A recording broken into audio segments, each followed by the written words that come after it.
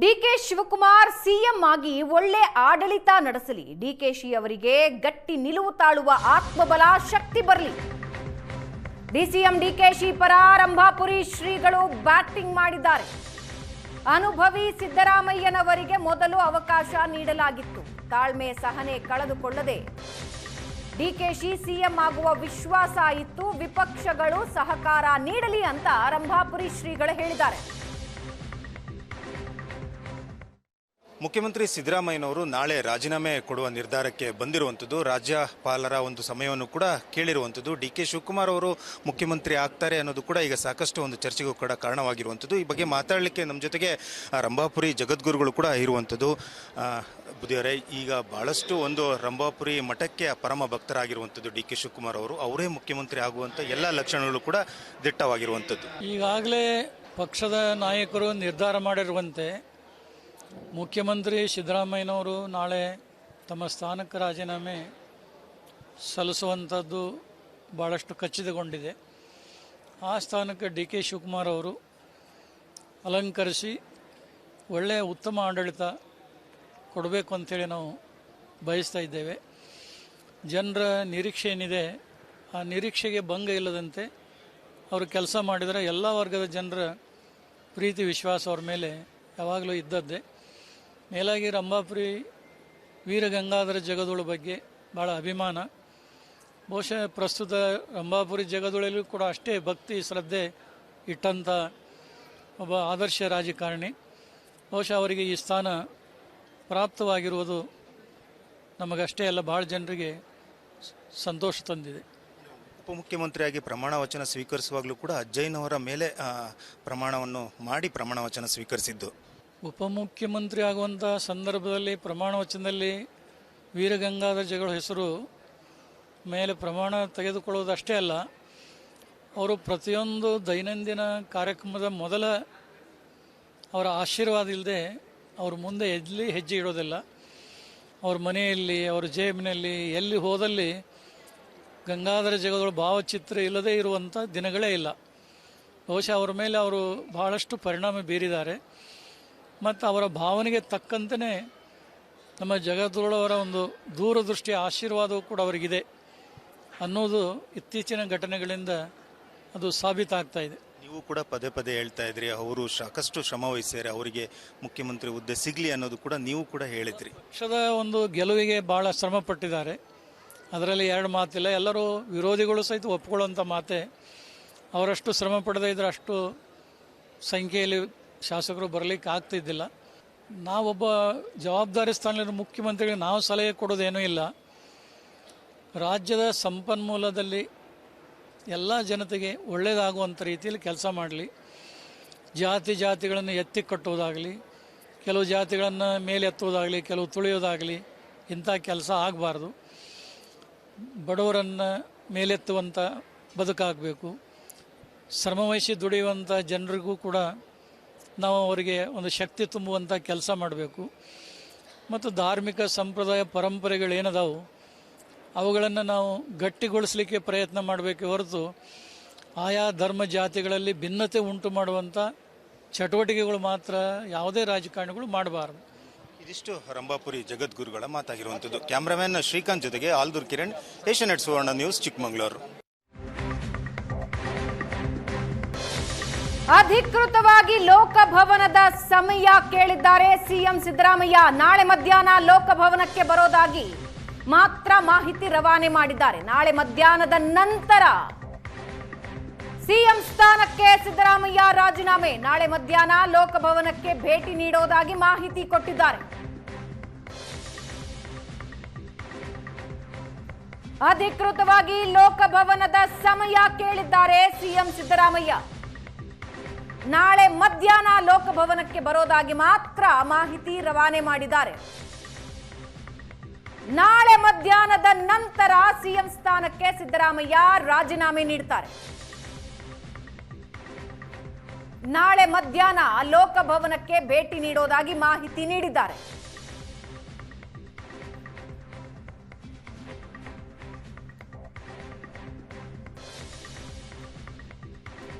ನಾಳೆ ಸಿದ್ದರಾಮಯ್ಯ ರಾಜೀನಾಮೆ ನೀಡುತ್ತಾರೆ ಅನ್ನೋದು ಈಗಾಗಲೇ ಬಂದಿರುವ ಮಾಹಿತಿ. ಆದರೆ ಯಾವಾಗ ಅನ್ನೋದಕ್ಕೆ ಒಂದು ಕ್ಲಾರಿಟಿ ಸಿಗ್ತಾ ಇದೆ. ಮಧ್ಯಾಹ್ನದ ನಂತರ ಲೋಕಭವನದಲ್ಲಿ ಭೇಟಿ ನೀಡೋದಾಗಿ ಮಾಹಿತಿ ರವಾನಿಸಿದ್ದಾರೆ. ಮಧ್ಯಾಹ್ನದ ನಂತರ ರಾಜೀನಾಮೆ ನೀಡುವ ಸಾಧ್ಯತೆ ಇದೆ. ಸಿಎಂ ಸಿದ್ದರಾಮಯ್ಯ ನಾಳೆ ಮಧ್ಯಾಹ್ನ ಲೋಕಭವನಕ್ಕೆ ಬರೋದಾಗಿ ಮಾಹಿತಿ ರವಾನಿಸಿದ್ದಾರೆ. ನಾಳೆ ಮಧ್ಯಾಹ್ನದ ನಂತರ ಸಿಎಂ ಸ್ಥಾನಕ್ಕೆ ಸಿದ್ದರಾಮಯ್ಯ ರಾಜೀನಾಮೆ ನೀಡೋರಿದ್ದಾರೆ.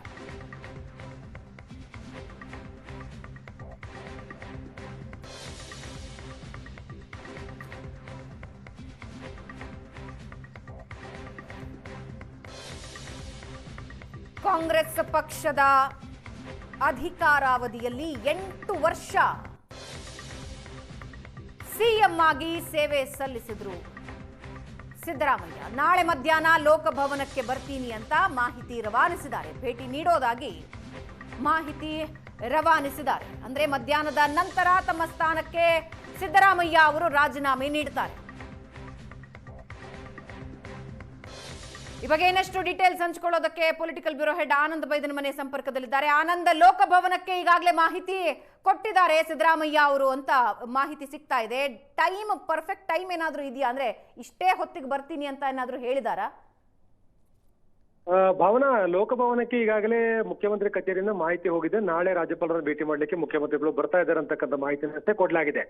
ಆದರೆ ಇದು ಒಂದು ಪ್ರೊಸೀಜರ್ ಇರುತ್ತೆ, ಆಡಳಿತಾತ್ಮಕವಾಗಿರ್ತಕ್ಕಂಥ ಪ್ರಕ್ರಿಯೆ ನಡೀಬೇಕಾಗುತ್ತೆ. ಯಾಕಂದ್ರೆ ಇದನ್ನ ಅಧಿಕೃತವಾಗಿ ಸಿಎಂ ಕಚೇರಿಯಿಂದ ಓರಲ್ ಆಗಿ ಮಾಹಿತಿ ಕೊಟ್ಟರು ಕೂಡ ರಾಜ್ಯದ ಮುಖ್ಯ ಕಾರ್ಯದರ್ಶಿ ಕಡೆಯಿಂದ, ಅಂದ್ರೆ ಮುಖ್ಯ ಕಾರ್ಯದರ್ಶಿಗಳ ಕಚೇರಿಯಿಂದ ಅಧಿಕೃತವಾದ ಮಾಹಿತಿಗಳು ಹೋಗುತ್ತೆ. ರಾಜ್ಯದ ಮುಖ್ಯಮಂತ್ರಿಗಳು ಇಷ್ಟೊತ್ತಿಗೆ ಬಂದು ರಾಜ್ಯಪಾಲರನ್ನು ಭೇಟಿ ಮಾಡ್ತಾರೆ ಅಂತಕ್ಕಂಥ ಮಾಹಿತಿಗಳು ಹೋಗಬೇಕಾಗತ್ತೆ. ಆ ಪ್ರೊಸೀಜರ್ ಫಾಲೋ ಆಗಿದೆ. ಆದರೆ ರಾಜಭವನದಿಂದ ಇನ್ನೂ ಕೂಡ, ಅಂದ್ರೆ ಲೋಕಭವನದಿಂದ ಇನ್ನೂ ಕೂಡ ಅಧಿಕೃತವಾಗಿರ್ತಕ್ಕಂಥ ಟೈಮ್ ಅನ್ನ ಇದು ಕೊಟ್ಟಿಲ್ಲ. ಅಂದ್ರೆ ಲೋಕಭವನದ ಅಧಿಕಾರಿಗಳನ್ನ ಸಂಪರ್ಕ ಮಾಡಿದಾಗಲೂ ಕೂಡ ಏಷ್ಯಾನೆಟ್ ಸುವರ್ಣ ನ್ಯೂಸ್ಗೆ ಬಹಳ ಸ್ಪಷ್ಟವಾಗಿ ಅಧಿಕಾರಿಗಳು ಹೇಳಿರ್ತಕ್ಕಂಥದ್ದು ಇನ್ನೂ ಕೂಡ ಟೈಮ್ ಅನ್ನ ನೀಡಿಲ್ಲ ಮತ್ತು ಲೋಕಭವನದ ಯಾವುದೇ ರೀತಿಯಾದ ಸಂದೇಶವನ್ನ ಕಳುಹಿಸಿಲ್ಲ ಅಂತಕ್ಕಂಥದನ್ನ ಲೋಕಭವನದ ಅಧಿಕಾರಿಗಳು ಬಹಳ ಸ್ಪಷ್ಟವಾಗಿ ಹೇಳಿದ್ದಾರೆ. ಆದರೆ ಒಂದು ಪ್ರಕ್ರಿಯೆಯನ್ನು ಮಾಡುವಂತ ಒಂದು ಪೂರ್ವಭಾವಿ ಆಗಿರ್ತಕ್ಕಂಥ ಒಂದು ಆಡಳಿತಾತ್ಮಕ ಪ್ರಕ್ರಿಯೆ ಸ್ಟಾರ್ಟ್ ಆಗಿದೆ. ಅಂದ್ರೆ ಸಿಎಂ ಅವ್ರ ಕಚೇರಿಯಿಂದ ಅಧಿಕೃತವಾಗಿರ್ತಕ್ಕಂಥ ಮಾಹಿತಿ ಲೋಕಭವನಿಗೆ ತಲುಪಿದೆ. ಲೋಕಭವನದಿಂದ ರಾಜ್ಯಪಾಲರ ಅವೈಲಬಿಲಿಟಿ ನೋಡ್ಕೊಂಡು, ಅದರ ಲಭ್ಯತೆಯನ್ನ ಗಮನಿಸಿ ಒಂದು ಸೂಕ್ತವಾಗಿರ್ತಕ್ಕಂಥ ಸಮಯವನ್ನು ಅವರು ಕೊಡ್ತಾರೆ. ಆವಾಗ ಮುಖ್ಯಮಂತ್ರಿಗಳು ಹೋಗಿ ಭೇಟಿ ಮಾಡುವಂತ ಪ್ರಕ್ರಿಯೆಗಳು ಆಗತ್ತೆ.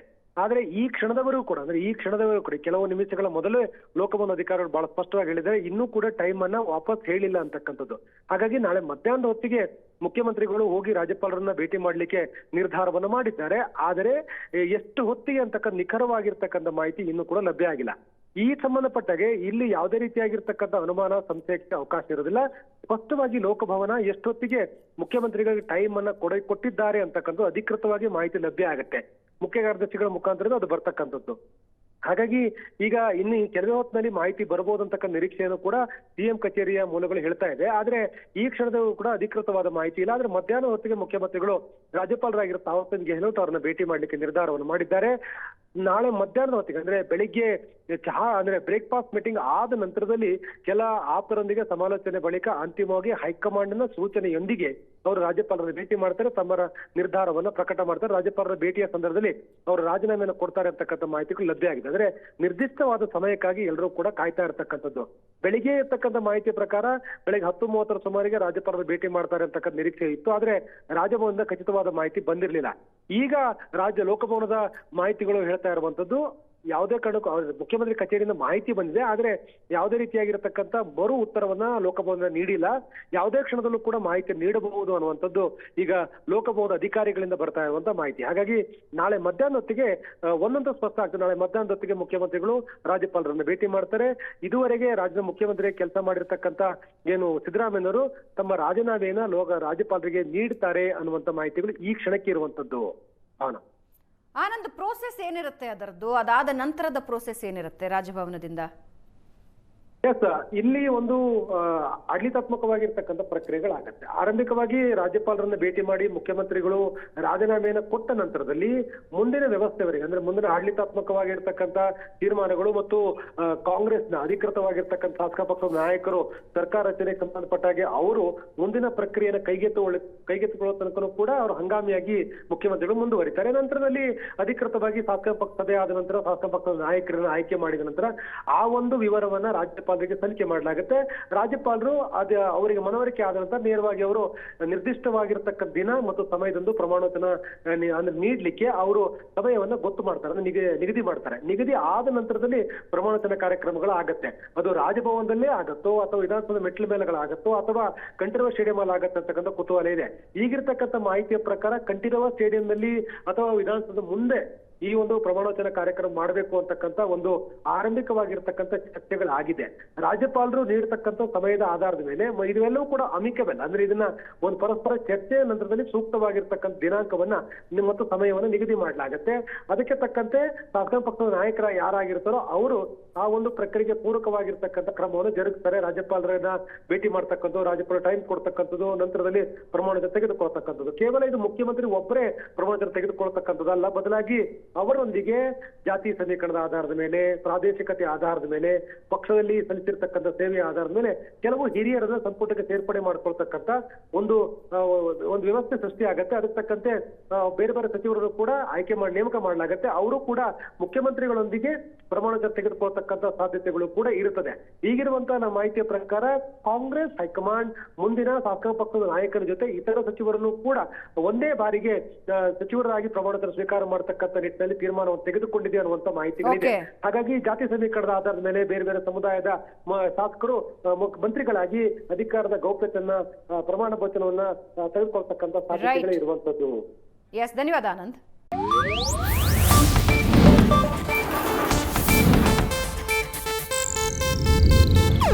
ಇದು ಏಷ್ಯಾನೆಟ್ ನ್ಯೂಸ್ ನೆಟ್ವರ್ಕ್ ಪ್ರಸ್ತುತಿ.